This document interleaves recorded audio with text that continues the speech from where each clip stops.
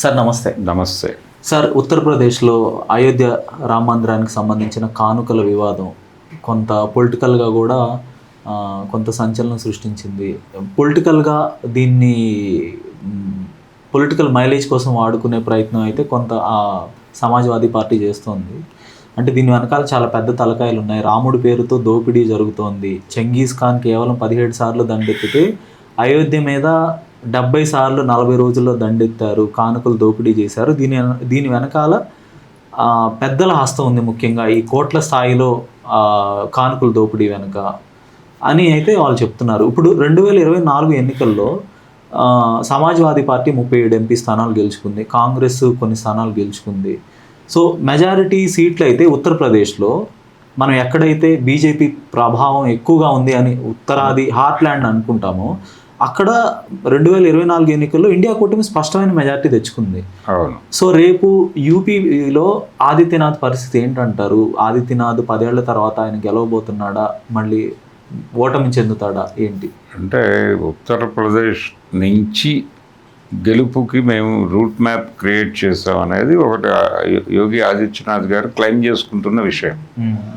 Bharatiya Janata party కేంద్రంలో అధికారంలోకి రావడానికి రూట్స్ ఇక్కడే ఉన్నాయి అనేది ఆయన ప్రధానంగా క్లెయిమ్ చేసుకుంటూ వస్తున్నాడు ఇంతకాలం నుంచి.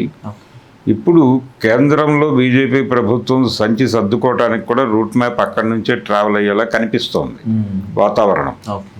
అంటే ఇది వాళ్ళు రకరకాలుగా బుల్డోజ్ చేసే ప్రయత్నం చేస్తున్నారు, కానీ ఇది అయ్యేలా కనిపించట్లేదు. ఏది రామ మందిర నిధుల స్వాహా కార్యక్రమం, ఇది కొంచెం సీరియస్గానే జనంలోకి తీసుకెళ్తున్నారు, వెడుతోంది కూడా. అంటే ఎప్పటి నుంచి జరగాలి ఆడిటింగ్ అనే దగ్గర కూడా జనాలు రోడ్ల మీదకి వచ్చి మాట్లాడుతున్నారు. అయ్యా, మీరు శిలాన్యాస్ అనే ఆ బాబ్రీ మసీదు కూల్చివేత జరిగిన క్షణం నుంచి ప్రపంచవ్యాప్తంగా చాలామంది రామాలయ నిర్మాణం కోసం ఆ తీర్థక్షేత్ర ట్రస్ట్కి డబ్బులు పంపించారు రకరకాల పద్ధతుల్లో. ఇండియాలో ఉన్న విదేశీయులు కూడా స్వయంగా వెళ్ళి డబ్బులు ఇచ్చి వచ్చారు. ఆ రోజు నుంచి ఆడిట్ జరిగిందా అని అడుగుతున్నారు జనాలు. ఆ రోజు నుంచి వచ్చినటువంటి కానుకలు ఎక్కడికి వెళ్ళినాయో చెప్పండి, ఎవరి అకౌంట్లోకి వెళ్ళినాయి, దేనికోసం వినియోగమైనాయి. రామాలయ నిర్మాణం కోసం అని ఒక మాట చెప్పి క్లోజ్ చేయొద్దు. ఆలయ నిర్మాణానికి ఎంత అయింది, మీకు వచ్చింది ఎంత, ఉన్నది ఎంత అనేది చెప్తే తిన్నది ఎంతో తెలుస్తుంది. కాబట్టి తిన్నారా లేదా అని తెలియాలంటే ఇవి కావాలి, మాకు ఈ అకౌంట్స్ కావాలని అడుగుతున్నారు. అసలు దానికి సంబంధించి ఎవరికి ఏమీ సమాధానం చెప్పాల్సిన అవసరం నాకు లేదు అని అంటున్నాడు ఆ ట్రస్ట్ సెక్రటరీ. ఆయన మాటలు వింటే భయం పుట్టే పరిస్థితే ఉంది. అంటే వీళ్ళు బుల్డోజ్ తీసుకెళ్ళిపోయి తీసుకెళ్ళాం సోవాట్ అనే మూడ్లో కనిపిస్తున్నారు. దీని తాలూకా ప్రభావం ఓటర్ల మీద ఉంది. మనోభావాలు గాయపడటం, మనోభావాలను మేనేజ్ చేయటం ద్వారా మీరు అధికారంలో రిపీట్ అవుతున్నారు. ఇప్పుడు ఆ మనోభావాలని ఆపరేట్ చేయటం అనేది వీళ్ళు గనక తర్ఫీదు పొందితే, వీళ్ళు ఆ కార్యక్రమం టేక్ ఓవర్ చేస్తే అక్కడ బీజేపీని షట్ డౌన్ చేయటం పెద్ద కష్టమేం కాదు. ఆ పరిస్థితి ఉంది. ఆల్రెడీ అఖిలేష్ యాదవ్ ఆ పనిలో ఉన్నాడు. కొడితే కుంభస్థలం మీద కొట్టాలన్నట్టుగా ఎక్కడైతే ఎమోషన్స్తో బీజేపీ పైచేయి సాధిస్తుందో, సో ఆ ఎమోషన్ మీదే బీజేపీ డిగ్రేడ్ చేయాలి, అక్కడ కొడితేనే అవుతుంది పని. అందుకని అఖిలేష్ యాదవ్ ఈ నిప్పు రాజేయటం వెనకాల ఉద్దేశం అదే. ఆయన మాట్లాడిన తర్వాత కదా అయోధ్య రామాలయం నిధుల దుర్వినియోగానికి సంబంధించి ప్రపంచానికి తెలిసింది. సో తను కాన్షియస్గా ఉన్నాడు. కాంగ్రెస్ పార్టీ కంటే కూడా తనే కాన్షియస్గా ఉన్నాడు రాహుల్ గాంధీతో పోలిస్తే. కాబట్టి యుద్ధం జరుగుతోంది. యోగి ఆదిత్యనాథ్కి అంత ఈజీ వ్యవహారం కాదు. ఆయన ప్రభుత్వ నిర్వహణలో శాంతి భద్రతల లోపం దగ్గర నుంచి అనేక సమస్యలు ఉన్నాయి. లోకల్ పీపుల్ని, పర్టికులర్గా అక్కడ ఉన్న మైనారిటీలని చాలా సఫకేట్ చేస్తున్నారు వాళ్ళు. ఈ సఫకేషన్ తాలూకా అవుట్కమ్ ఎన్నికల్లో కనిపిస్తుంది ఎలాగో. అందుకని అంత సేఫ్ పొజిషన్లో అయితే లేరు వాళ్ళు. అది వాస్తవం.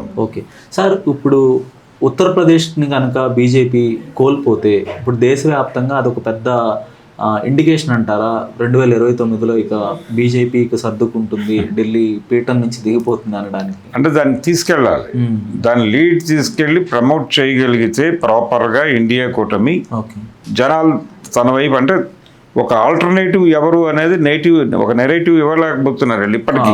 ఇండియా కూటమి కానీ విపక్షాలు అది చేయాలి కదా, అది చేయటం కోసం తొందరపడాలి. ఓకే, అది తొందరపడకపోతే నష్టం జరుగుతుంది. రెండోది, అవతల వాళ్ళు ఓటర్ రహిత ఓటింగ్ విధానానికి వెళుతున్నారు వాళ్ళు. ఇప్పుడు ఈ 43% లేకపోతే అవతల వాళ్ళకి 53 ఎడ్జ్లు, 57% అవతల వాళ్ళకు, ఇవన్నీ పట్టించుకోవట్లేదు వాళ్ళు. ఈ సర్వేలతో మనకేం సంబంధం అండి, మనం ఓట్లు వేసుకుని మనం గెలిచేదానికి అనే మాట్లాడుతున్నారు వాళ్ళు ఓపెన్గా. అందుకని ప్రస్తుతం దేశంలో పర్టికులర్గా ప్రజాస్వామ్యం మనుగడ ప్రమాదకరంగా ఉంది అనే మాట వాస్తవం. ముందు దాన్ని కాపాడుకోవాలి. ముందు రేపు జరగబోయేటువంటి ఎన్నికల క్రతువులు, అది హైదరాబాద్ కార్పొరేషన్ ఎలక్షన్ దగ్గర నుంచి మొదలు పెడితే అయోధ్య ఎన్నికల వరకు ప్రతి చోట ఏదో ఒక ప్రయోగం చేయటానికి వాళ్ళు సిద్ధంగా ఉన్నారు.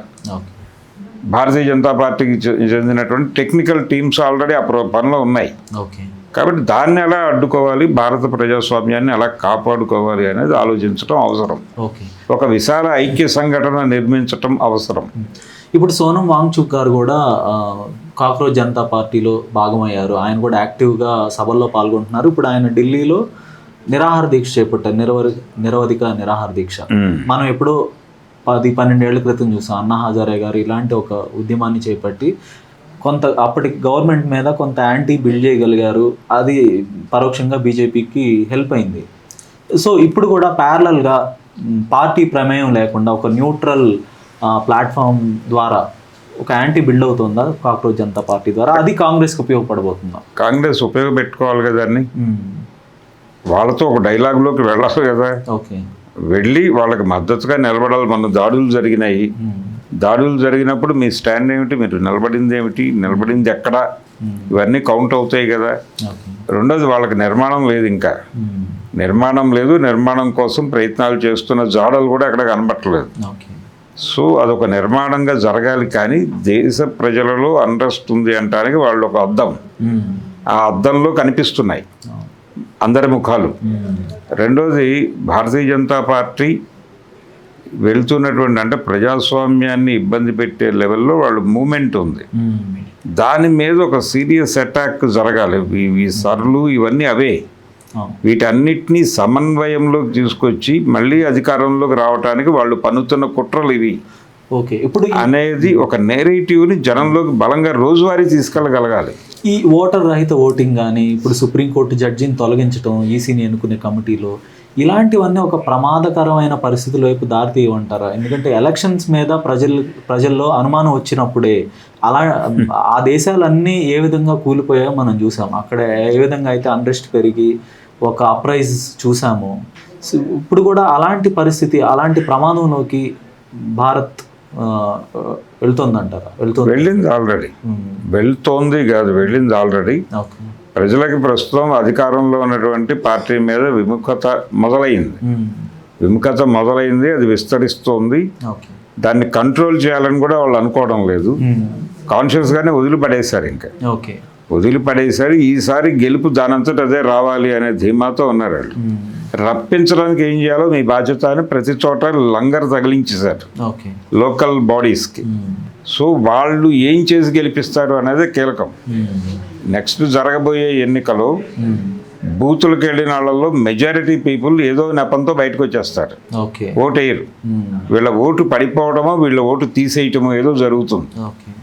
ఈ రెండిటి నుంచి ఎవడి ఓటు వాడు కాపాడుకోవడానికి ప్రయత్నాలు మొదలైపోయినాయి. వీళ్ళు కూడా అలర్ట్ అయిపోయారు ప్రతిపక్షం అన్ని చోట్ల. ఇప్పుడు బీఆర్ఎస్ కూడా అలర్ట్గా ఉంది. ఇప్పుడు హరీష్ రావు గారు, కేటీఆర్ గారు రోజువారీ కార్యక్రమం, ప్రతి బౌలింగ్ బూత్ దగ్గరికి వెళ్ళి లిస్టులు చూడటం, ఆ తాలూకా వాళ్ళతో మాట్లాడటం, బాబు మీరు ఇలా వ్యవహరించండి అలా వ్యవహరించండి అని చెప్పడం. ఈ యాక్టివిటీ మొదలవడానికి కారణం కూడా ఈ భయమే. కాబట్టి ఈ భయం తాలూకా ప్రభావం బాగానే వర్కౌట్ అవుతోంది. చూడాలి ఏం జరుగుతుంది అనేది. ధన్యవాదాలు sir. Thank you. Hello, Telugu రాజ్యం ఛానల్ చూస్తున్నారా? సామాజిక రాజకీయ జీవన చిత్రణే తెలుగు రాజ్యం. అతిశయోక్తులు అసత్యాలు ఉండవు. రాజకీయ కోణం కాదు, ప్రజా కోణమే కొలబద్ద. తెలుగు రాజ్యం వీక్షణ మీ ఉత్తమ అభిరుచికి నిదర్శనం. న్యూస్.